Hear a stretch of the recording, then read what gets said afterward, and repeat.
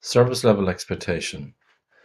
SLE, you might have heard of that acronym SLE, not to be mixed up with service level agreement, which is a stronger expectation that you'll meet some kind of performance metrics, something like that. So, for example, with an SLA, and there was some kind of support operation that you had, and you guaranteed that calls would be dealt with within a certain time, and most of them would be solved within a certain time, and stuff like that. That would be known as a service level agreement. In Kanban, when people, or Scrum and Kanban, when people use a Kanban board, well, the Kanban board needs to have a service level expectation. It's an aspiration towards cycle time for a single item. Once it starts, how long will it take for it to finish? And being an aspiration, in general, what I would do is if there was no data, probably the team or the Kanban system members would come up with their best guess as to how long it would take for a single item to get from the starting point to the finish point on your Kanban board. You could have more than one starting point, so you could have a number of different uh, SLEs, different starting point, different finish point. So you can come up with your best guess as a team. What we think 85% of the time, an item will be finished in 10 days or less. That's your best guess as a team.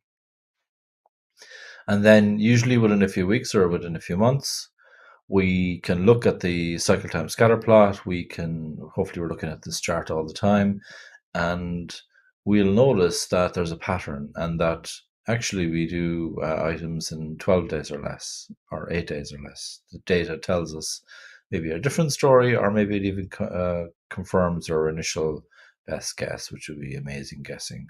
But yeah, you could do that.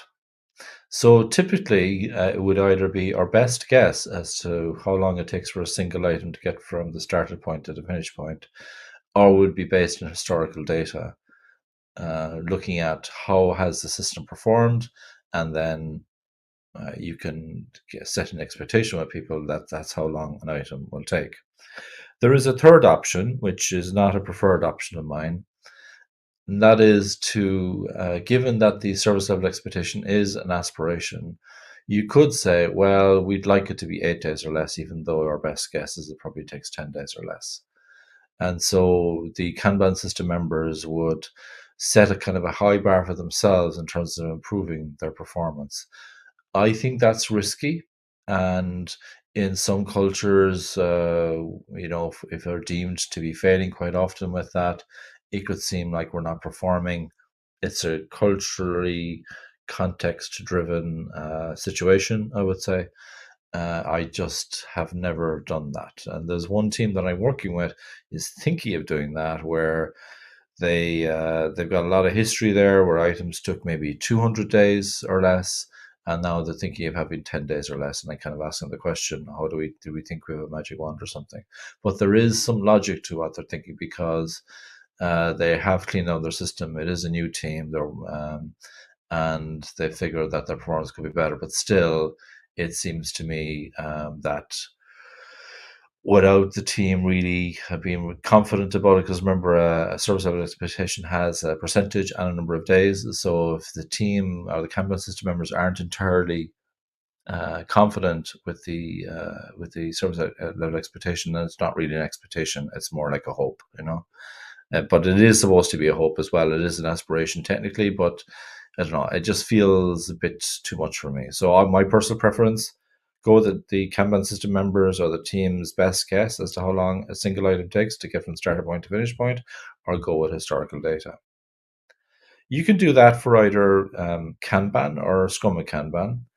Uh, what some people get confused about is they use service level expectation when they're doing sprint planning, say, for example, in Scrum. But a service level expectation is an aspiration for how long a single item will take to get from the starter point to the finish point, not for multiple items, it's for a single item. So SLE is more useful if during the sprint we think we got lots of capacity left to actually do more, we think the sprint goal isn't at risk, we've done all our tidying up, we're happy enough with technical debt and so on. And we really do think there's capacity to bring something in. You can look at your service level expectation and say, well, it normally takes us 10 days or less, our sprint is 14 days or less, and we've got actually, I don't know, making this up, 11 days left. Can you bring it in? The team might be confident they can bring it in. But even then, they might say, well, does this item feel like one of those items that would satisfy our SLE? In other words, is the item right sized? Because if it's too big, if it's like an elephant, you need to break it down. So that's service level expectation for a single item. What I find more useful, particularly for non-software, is I use service level expectation for each work item type. So if you're working on a system and you got different types of work, what I find sometimes is I can lose the dressing room a little bit where people think, oh, I don't really care about the 10 days or less, because actually, if it's a bug, it's like 2 days or less. If it's a feature, it's like 12 days or less, this kind of thing. Or non-software, if it's packaging, it's this long. If it's communications, it's that long. If it's whatever, right? So you can actually do that. But if you do that as our best guess as Kanban system members, it's very risky. I would tend to only do that when I've got historical data. So I'd look back and say, well, that type of work takes 2 days or less, that type of work takes 10 days or less. Therefore, we're happy to set an SLE until such time as we update the data again.